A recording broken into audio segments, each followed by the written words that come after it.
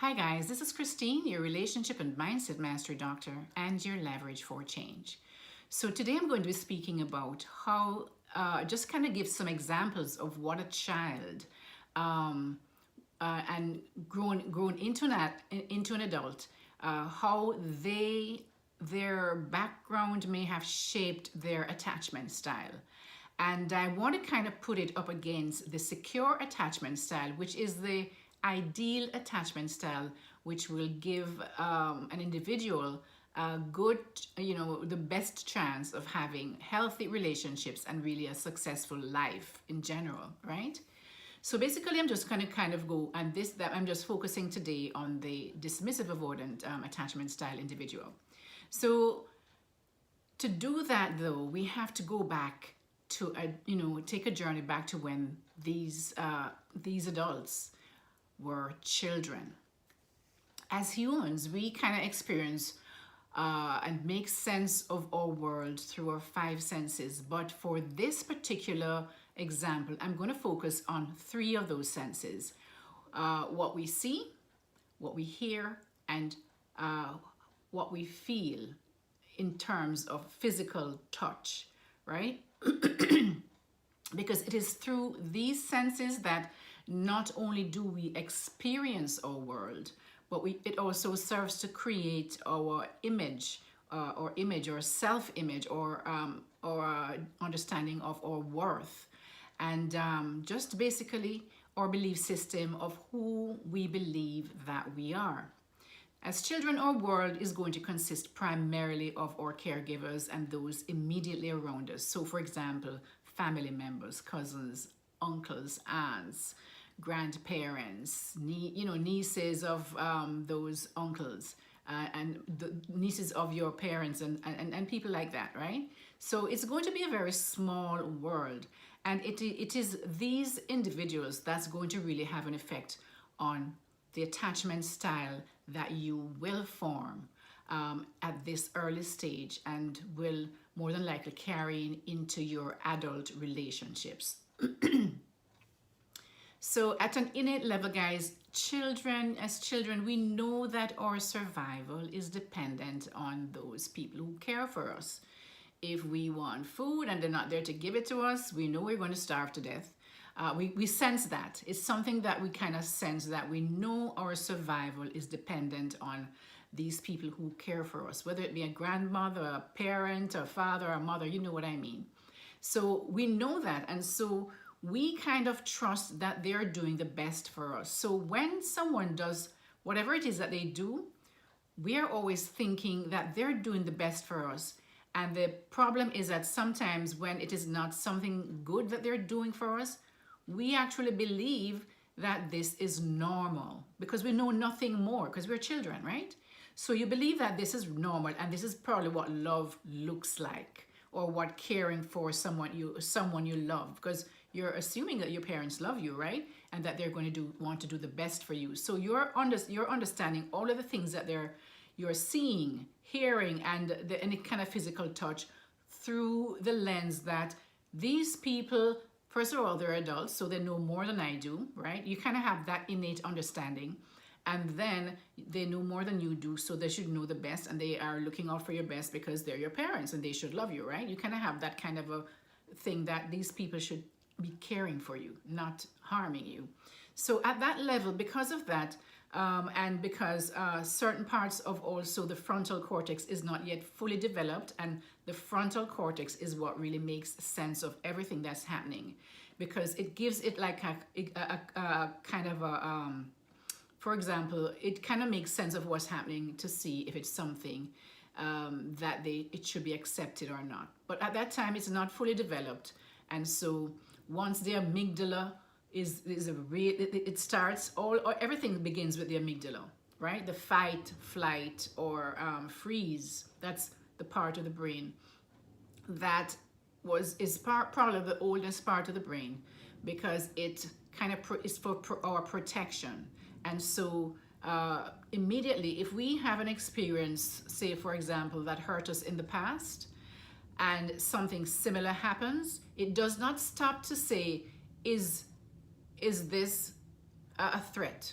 if it's similar, or any closeness to what happened in the past that hurt you, it is going to tell you to run, right? It's going to tell you to take care of yourself by either running, fighting, or freezing, to appear as if you're dead, like in the animal war, in animal kingdom. So anyway, there's a hippocampus now, that is the other part of the brain that is really the connection between the amygdala and the frontal cortex of the brain. The hippocampus kind of give whatever is happening in the amygdala some type of context. So for example, when you maybe you see maybe a dog bit you earlier, and now you see a little tiny chihuahua, or not, they're kind of crazy anyway. But maybe you see a little tiny cute dog coming up, and you're getting all panicky because you're thinking that a dog bit you before, this is a dog, it's going to bite me, right? But what the hippocampus does, it really looks at the context of what's happening around you and say, no, the dog that bit before was loose, it was not on a leash, and this one coming up here is a little tiny dog it's on a leash, and if that little dog is going to bite me, I can at least push it away because it's tiny, right? And you're now an adult. So the hippocampus helps to give that meaning and that context to what's happening. And the frontal cortex now, what it does is now it decides, it is the one that makes the decision as to how you're going to act. So, okay, so this little dog is tiny and won't harm me. So I can continue walking forward, towards that dog because it won't harm me. So it directs your actions pretty much, right? So understanding that as a child, depending on the age that this child is when they're experiencing whatever they're experiencing in their home, they are not going to have all of those brain functions right, ready to really assess the situation correctly. So they're going to simply accept it to be true. And what is difficult is that once they accept it to be true, and if it's a continuous repetitive action that's being done to them, if they're continually being cursed out, beaten, sexually abused, whatever it is, those things now become embedded into their subconscious. And it is through those lenses that the child grows up to now look at every single challenge and life itself, and how to understand and act in life, to meet those challenges in their adult life, right? So just kind of a background, guys. But anyway, I wanted to kind of give two scenarios with these two different children. And I don't want to, instead of saying him or her, I'm just going to say you. And you can you can look and see which one of these child is more like you. But remember, self-diagnosis is really not one of the best things. You need to really speak with someone who kind of have more information, because also remember that what I'm going to give you some examples right now is not set in stone. There's always a spectrum along which a person is. Nobody is a robot. So we all have different experiences at different levels. So everybody is going to have different nuances to their attachment styles. So for example, imagine two different children, two different homes. They grew up in two different homes.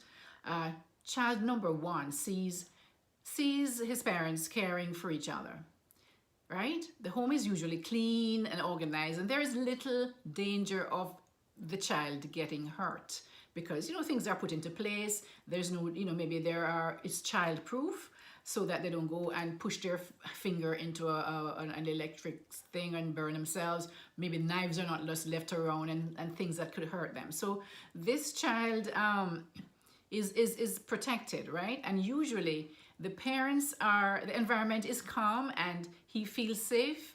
And usually the parents are in close proximity of the child, or at least they're able to watch the child from something. Nowadays they have cameras, to watch a child if they're not in the same room.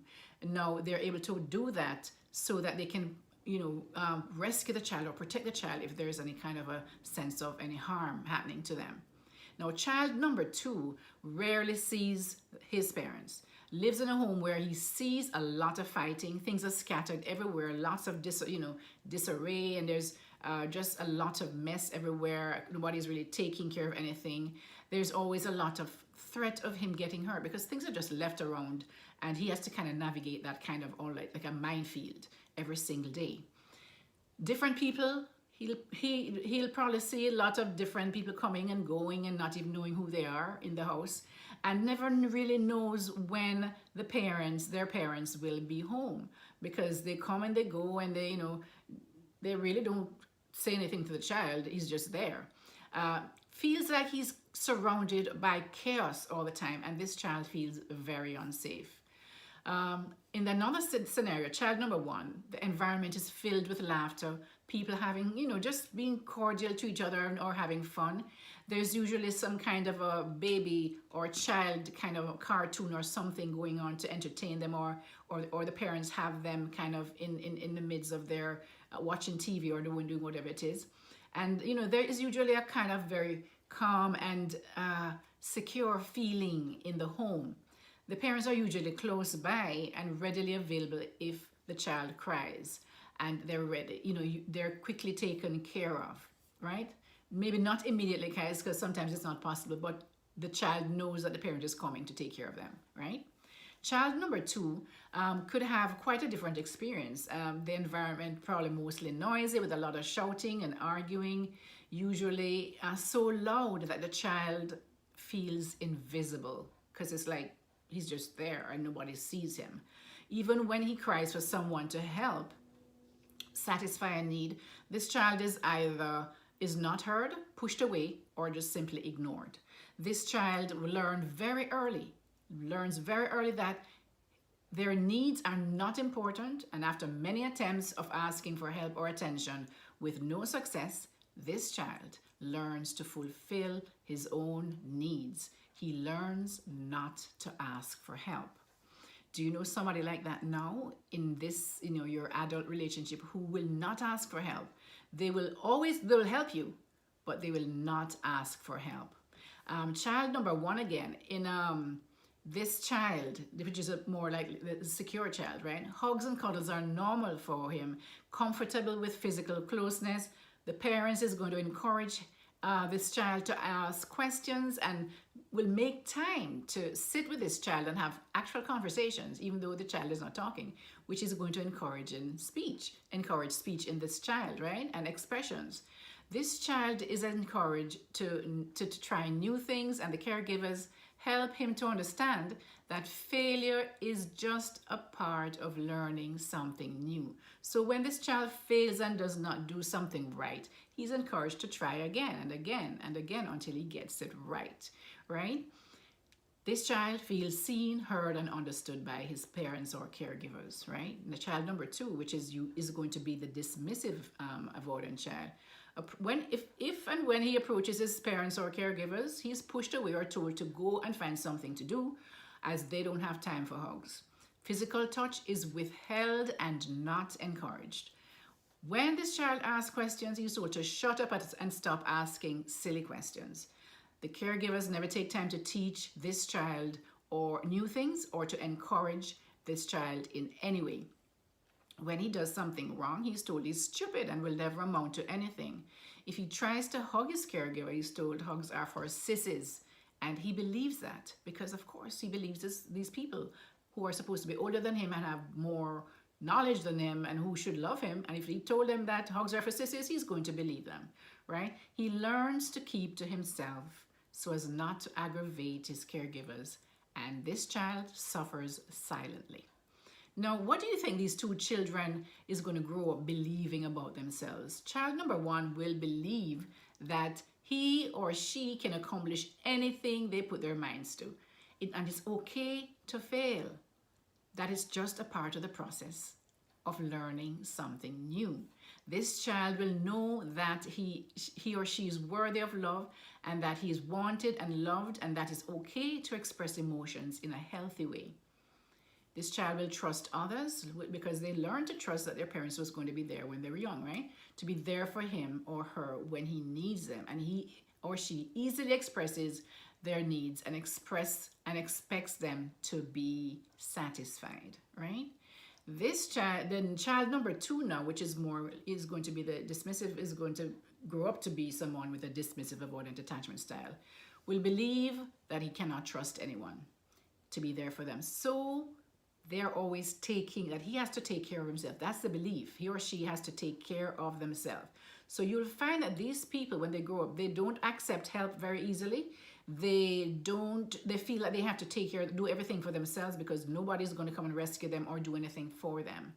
Since this child is uncomfortable with emotional connection, they will find ways to busy themselves to avoid situations that will require emotional connection. So these children will either distance them, as adults will distance themselves, or they will just leave the situation, right?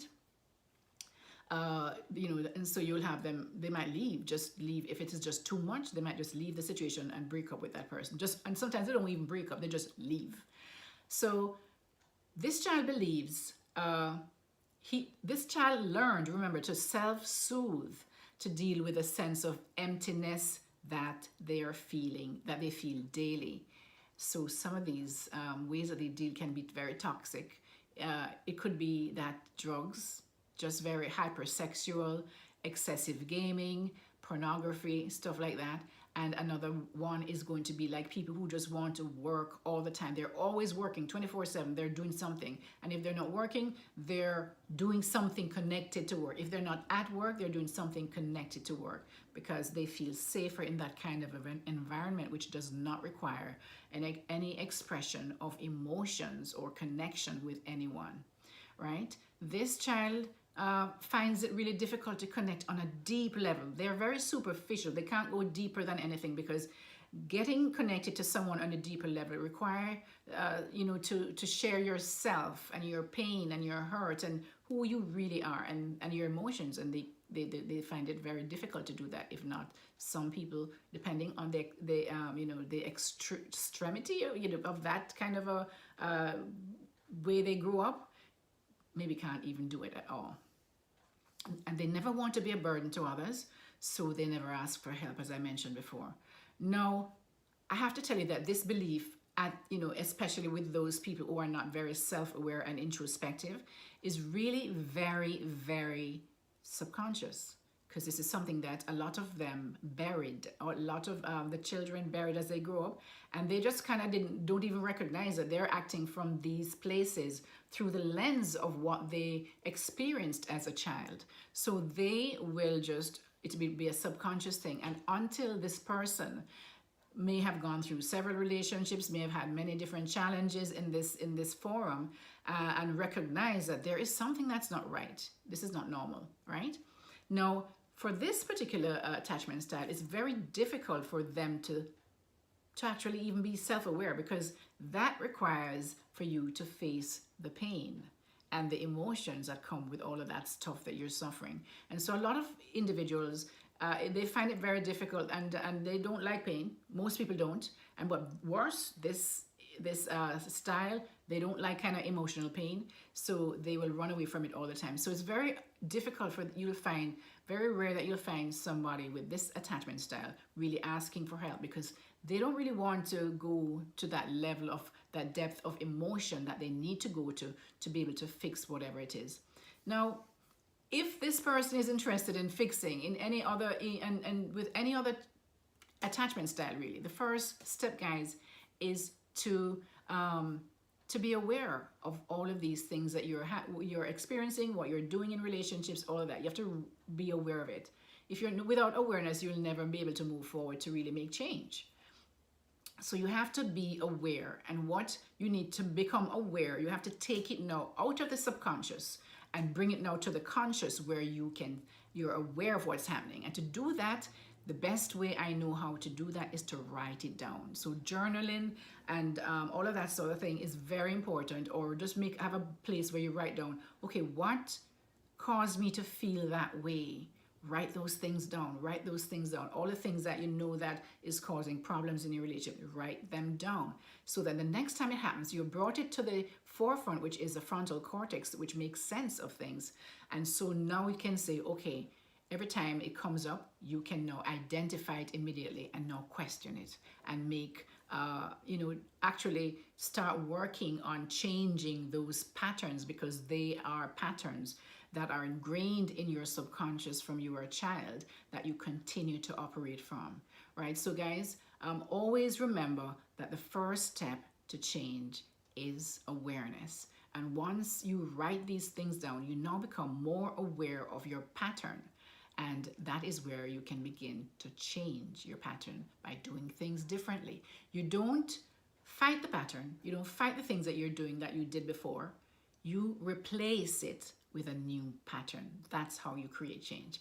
All right, guys, I hope that kind of helped in some way to kind of give you some idea of how this attachment style, the dismissive avoidant attachment style, was formed, and how you can now become aware of how, by writing it down, and to start the process of healing and changing that toxic pattern that you've operated from all your life. This is Christine, your relationship and mindset mastery doctor and your leverage for change. If you learned something from this, please like, share, and subscribe to my channel. That way, as soon as I upload something, guys, you will be notified. In the meantime, never ever stop growing. Take care now. Bye-bye.